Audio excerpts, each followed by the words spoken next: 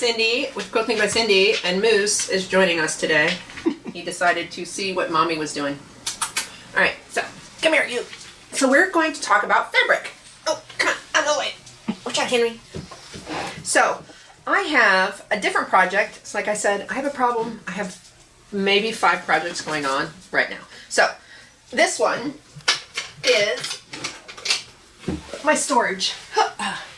So my son him and his girlfriend got me this for Christmas to store fabric. This is all for this one project. So,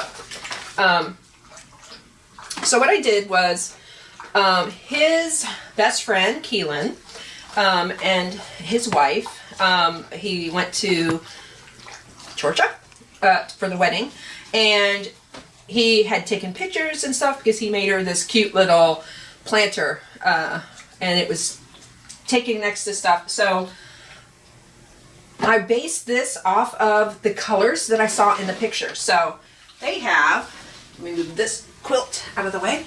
So if you can see over here, this actually is a similar color. She had an old-timey chair that had a lot of these colors in it. So you can pick colors on whatever your mood suits you. So I normally find out from people what their favorite colors are. Do they like busy patterns, not busy patterns, that sort of thing. So I based my choices off of the photos that I saw and that they like this old-timey look. So let me go back over here.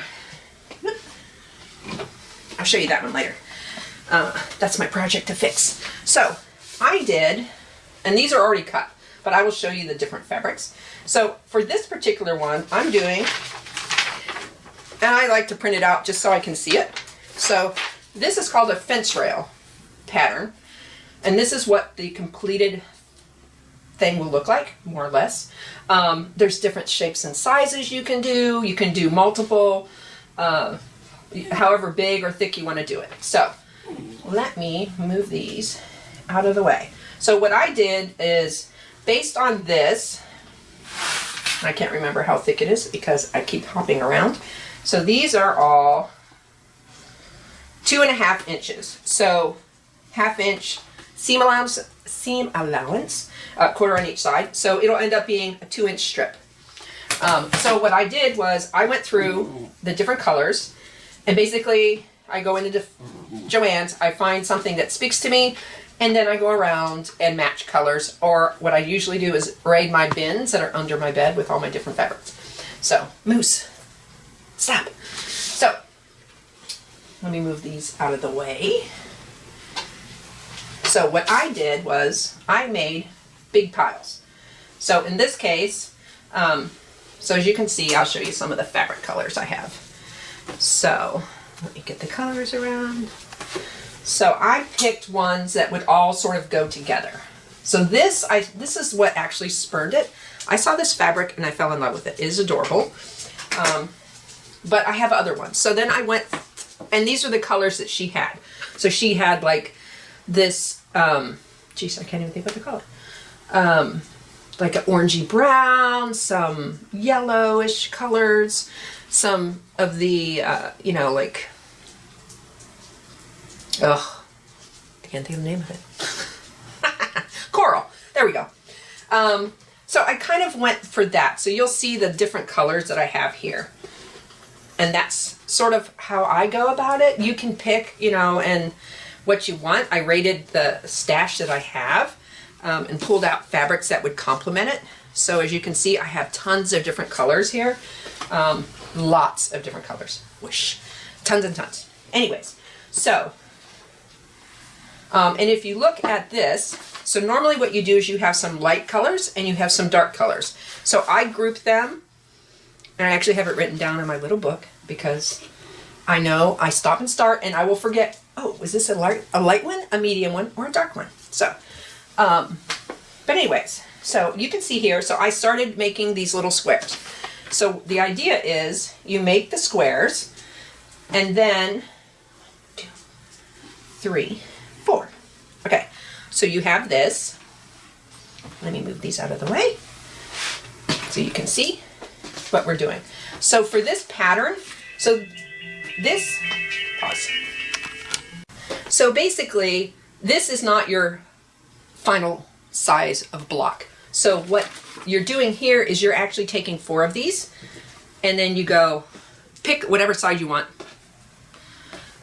So up, and then you turn it sideways, turn it again, and turn it again. So this will be what my final block looks like with this particular combination. So it's using 3. You can do more depending how big you want your blocks to be. So I have these all done. And what I tried to do was I literally went through, and again, this is the programmer in me. I went through and, where's Keelan? Keelan. Jordan. I do a lot of quilts. Here you go. So, as you can see here in my little scribbles, I wrote down, there we go. So I broke it down, light, medium, dark, and I described them so I would remember.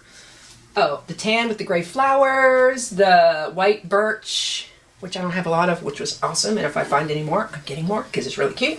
The pears, which I loved as well. So I sort of went through and made a list.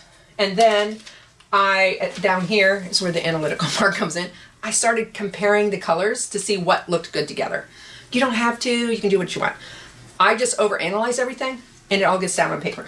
So with this, so now I have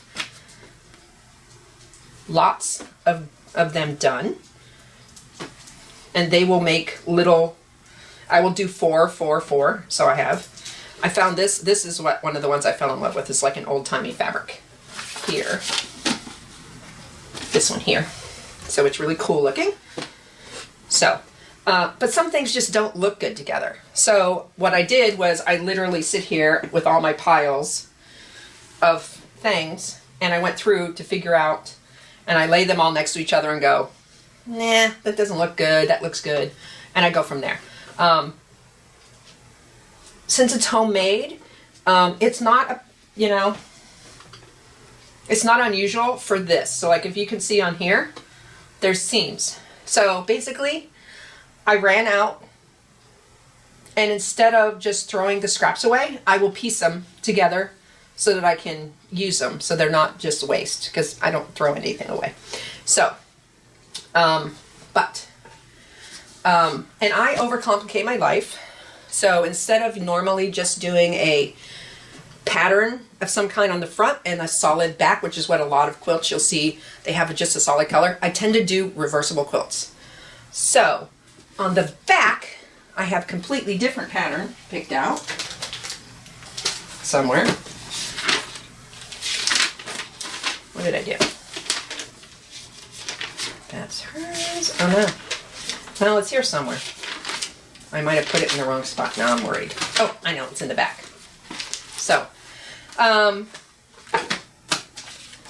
is the back of his quilt. Don't be afraid to do what you want.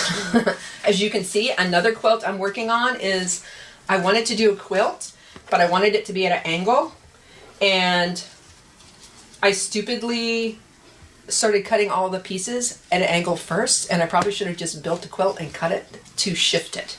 So I make more work than I need to. But, so this will be the back, and again, I sort of labeled the orange flower, rust, soft yellow. So this one fabric was on sale, still ridiculously expensive. I'm a frugal shopper. But if I really love it, like this, I have a lot of fabric because I love this pattern, and I'm going to use it for others next. But I have to show you this wonderful fabric I found. So the back is going to be comprised of some of these other solid colors. So there's this cute little one here. There's a solid of that. There's this one. This is just going to be the seam, the little strips, the little flashy one. I have this really beautiful soft suede. And then this, I don't know if you can see it, it was already done like this because there's no way I have the patience to do that. Super, super soft. I don't know if you can see in the picture or not, but it's so soft. Ridiculous amount of money. I have not been able to find any more yellow. I keep finding like a teal, so I'm hoping to find more, but this is going to be the bulk on the back of the quilt. So the back is going to be super soft. And that's another thing when you're picking out fabric, it's what is the purpose? Do you want it to be, like, is it for a little kid and you want it to be super soft that they can snuggle? Or is it just, I'm throwing it over my lap on the couch? Whatever. Most of, like, this one isn't a great feel. This is actually probably more for like a shirt or something, but I love the pattern. So I'm going to use it in different things. My daughter's already told me for her whatever 50th quilt that she wants me to make her, I have to use it. So I tend to try and keep all my fabric for projects together. So this was actually my son's girlfriend's like, oh, this will be able for your mom to keep all her fabric. And my son laughed at her because she did not know my secret of how much fabric I have stashed in bins under my bed.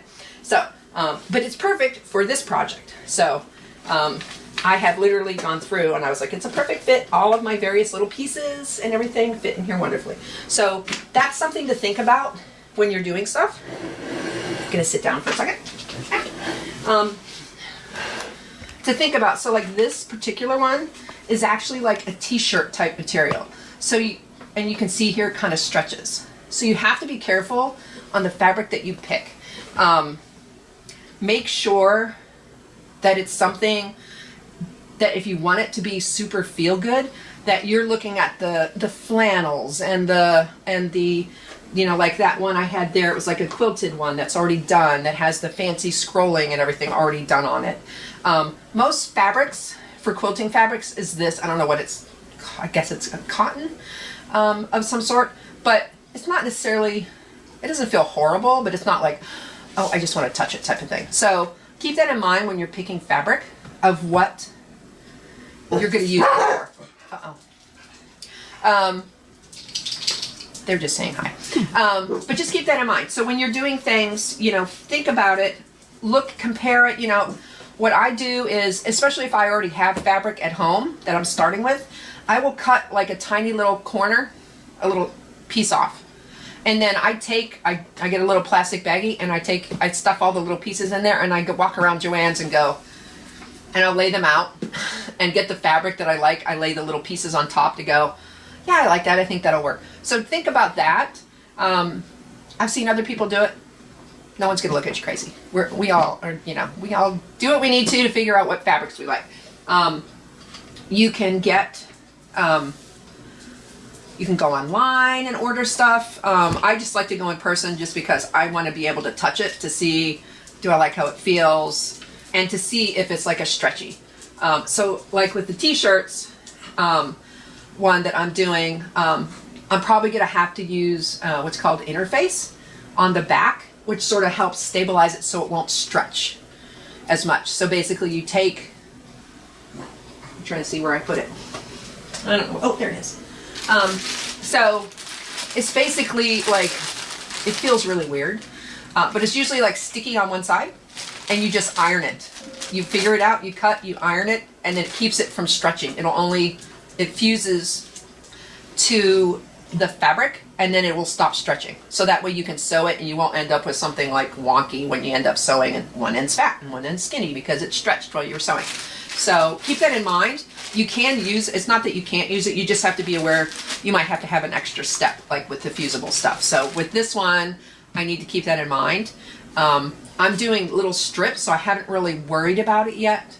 But if I was doing big pieces, then I would definitely use fusing to make sure, interfacing, fusible interfacing, to make sure that it doesn't stretch way out of shape. And it just helps keep it a little more stable. But keep that in mind when you're picking out your fabrics. Again, most things will tell you, like this one, tells you, this is assuming you're gonna do a 12-inch block, so a foot square. So it's going to be this long and this wide. So it's gonna be end up, and that's assuming all 4 pieces. So for this particular one with the 4 pieces together, it will be a 12 by 12 foot square. So, and most of them, if you're going off a pattern, will give you exactly how much fabric to get. It'll tell you, it'll break it down. I tend to do lots of colors. This assumed you were going to do 6 colors from light to dark. And that's what they based it on, and that's what they're saying, buy this many of each. You cut them into the strips, so that's why you see all these lots of piles that I was pulling out. So I'm ready. I've got it all. I do usually do them in shifts, so I cut it down to what I need, and then I start piecing it all together. But you can figure it out by looking at the patterns. A lot of times I tend to freeform it, and I just decide to start designing, and that's when it gets really complicated and slows me way down. But that's another subject.